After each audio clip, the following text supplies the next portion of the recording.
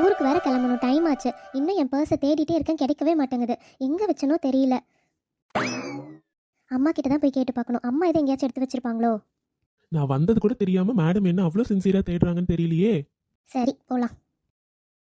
ஆ, ஏய் பிரியா பாத்துடி. நீங்க எப்போ வந்தீங்க? மேடம் ஏதோ சீரியஸா தேடிட்டு இருந்தீங்கல்ல, அப்பவே வந்துட்டேன். வந்தா சொல்ல மாட்டீங்களா? இப்படியா பின்னாடி நின்று பயப்படுத்துவீங்க? நான் பயந்துட்டேங்க. நான் எங்கடி உன்னை பயப்படுத்தினேன்? நான் பாட்டுக்கு அமைதியா தான் நின்றுட்டு இருந்தேன். நீ தான் என்னை இடிச்சு திரும்பிட்ட. அப்ப கீழே விழ பார்த்த, நான் பிடிச்சிட்டேன். இதுல என்ன இருக்கு? ம், இதெல்லாம் நடக்கணும் தானே நீங்கள் அந்த மாதிரி அமைதியாக நின்னீங்க? உண்மை சொல்லுங்க. அது அப்படிலாம் இல்லையே. இது எதிர்ச்சியா நடந்தது தானடி செல்லக்குட்டி. ஓ, அப்படி. நம்பிட்டேங்க உங்களை. ஆமாம், நைட்டு நல்லா தூங்குனீங்களா? தூக்கம் வந்துச்சா? ரூம்லாம் ஓகே தானே? குறை எதுவும் இல்லையே? ஒரே ஒரு குறை தாண்டி. என்னாச்சு? ஏதாச்சும் ஏசி எதுவும் ஒர்க் பண்ணலையோ? எதுவும் கம்ஃபர்டபுளாக இல்லையோ? அதெல்லாம் ஒன்றும் இல்லை, எல்லாம் இருந்துச்சு.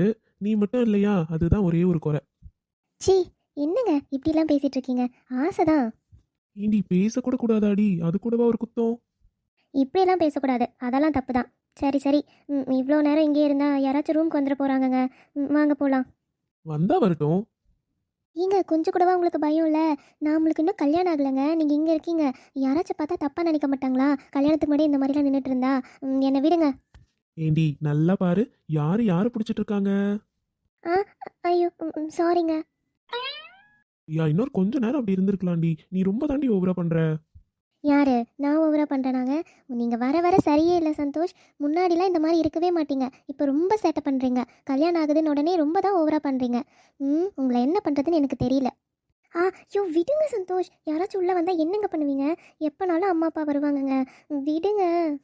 பின்ன என்னடி, நான் பாட்டுக்கு அமைதியா நல்ல பிள்ளை மாதிரி இருக்கலான்னு பார்த்தா என்ன ரொம்ப ஓவராவா திட்டிட்டு இருக்க. அதெல்லாம் முடியாது, யாராச்சும் வந்தா வரட்டும்.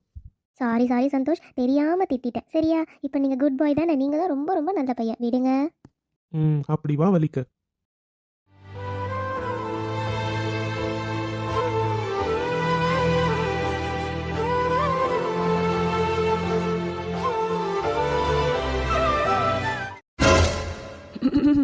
பிரியா, வாங்க வாங்க நீ. ரெண்டு பேரும் இங்கே என்ன பண்ணுறீங்க? என்னப்பா தம்பி, உங்களை சாப்பிட கூப்பிடலான்னு உங்கள் ரூமுக்கு போனால் நீங்கள் அங்கே ஆளையே காணோம். என்ன பண்ணுறீங்க ரெண்டு பேரும்? அக்கா அது ஒன்றும் இல்லைங்க்கா, நான் ரெடி ஆயிட்டு வந்தேன். சரி பிரியாவும் ரெடி ஆயிருந்தானா கூட்டிட்டு போகலாம் அப்படின்னு தான்க்கா வந்தேன். நீங்களே அதுக்குள்ள வந்துட்டீங்கக்கா. ஓ, பிரியாக்கு இந்த வீட்டில் வழியே தெரியாதுல்லப்பா? அக்கா அது அது வந்து என்னக்கா நீங்க ஒரு தம்பியோட கஷ்டத்தை புரிஞ்சுக்க வேண்டாமா? நல்லா புரியுதுப்பா தம்பி, நல்லா புரியுது. சரி, ரெண்டு பேரும் பேசினதெல்லாம் போதும், கிளம்பி வாங்க, போய் சாப்பிட்டுட்டு ஊருக்கு கிளம்புவோம். அதோ கிளம்பிட்டோம் அண்ணி, வரோம். சீக்கிரமாக வாங்க, கீழே அம்மா அப்பா வெயிட் பண்ணிட்டு இருக்காங்க.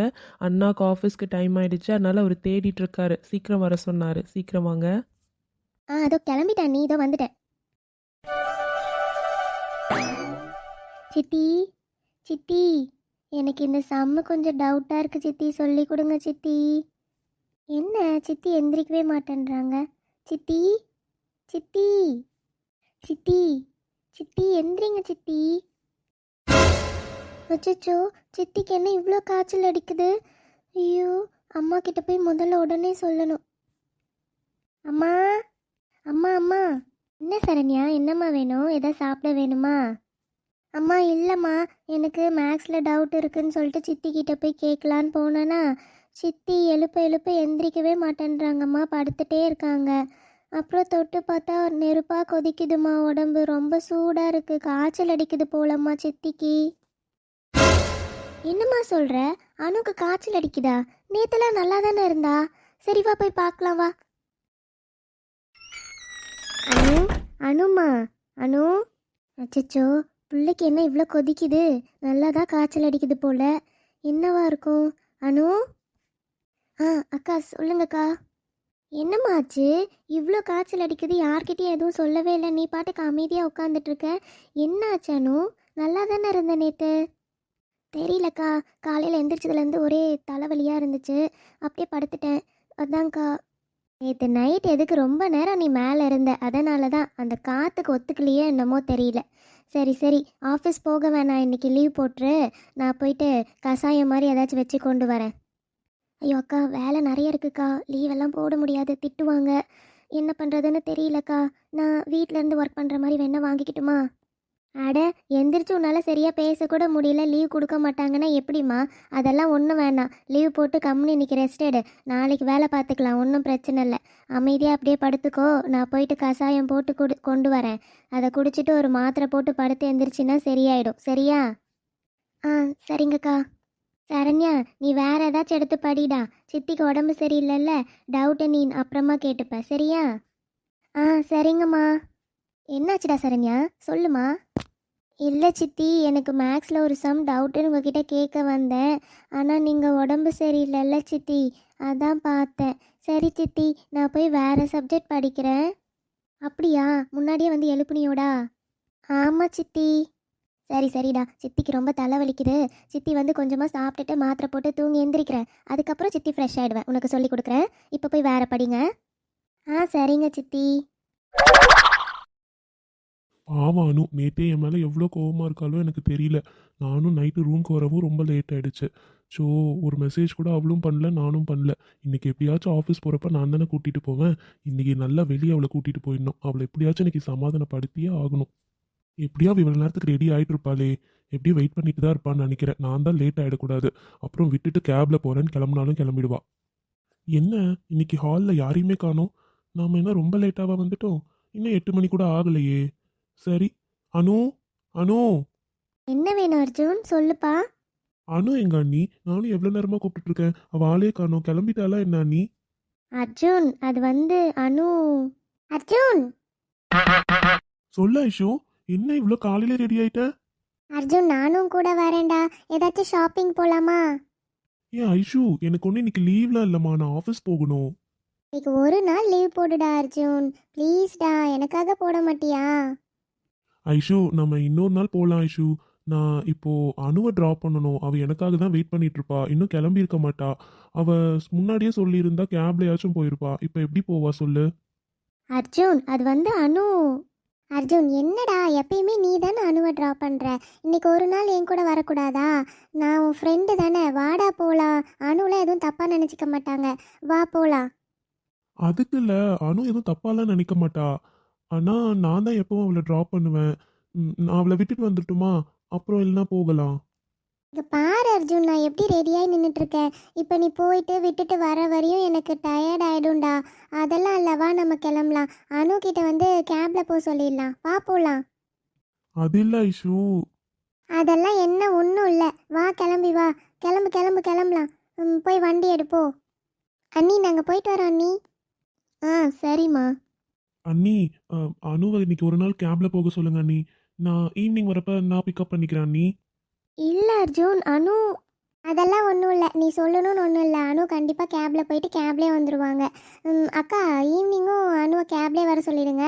நான் அர்ஜுனை கூட்டிகிட்டு போயிட்டு நைட்டு தான் வருவேன். என்ன ஐஷு நீ? அண்ணி ஏதோ சொல்ல வராங்க, கொஞ்சம் இரு. அதெல்லாம் ஒன்றும் இல்லை, வா போகலாம். வா வா வா. சரி சரி இரு, அண்ணி போயிட்டு வரேன் அண்ணி. ஆ, சரிப்பா அர்ஜுன், பத்திரமா போயிட்டு வாங்க. அவர் வேறு வெயிட் பண்ணுவாரே, எனக்கு வேறு உடம்பு சரியில்லைன்னு அவருக்கு தெரியவே தெரியாது. அட்லீஸ்ட் ஒரு மெசேஜ் பண்ணியாச்சும் சொல்லியிருந்துருக்கணும். ஒரு ஃபோன் பண்ணி சொல்லிடலாம், எனக்கு வெயிட் பண்ண வேண்டாம், அவர் ஆஃபீஸ்க்கு கிளம்ப சொல்ல வேண்டியது தான். என் ஃபோன் எங்கே இருக்குது? ஸோ அது வேறு எங்கே வச்சுருக்கேன்னு தெரியல. ரொம்ப டயர்டாக இருக்குது, எந்திரிச்சு அதை தேட கூட ஸ்ட்ரென்த் இல்லை. அக்கா வந்தாங்கன்னா எடுத்து கொடுக்க சொல்லுவோம். அனு, எந்திரிம்மா, நான் பாரு கஞ்சி காய்ச்சி கொண்டு வந்திருக்கேன். கொஞ்சமாக இதை குடிச்சிட்டு ஒரு மாத்திரை போட்டு படுத்து தூங்கு. எந்திரிம்மா. ஆ, சரிங்கக்கா. அக்கா, என் ஃபோன் எங்கக்கா இருக்கு, பார்த்தீங்களா? ஃபோனா? நான் பார்க்கலையேம்மா. சரி, இதை புடி, நான் தேடி பார்க்குறேன். எங்கம்மா வச்ச ஃபோனு?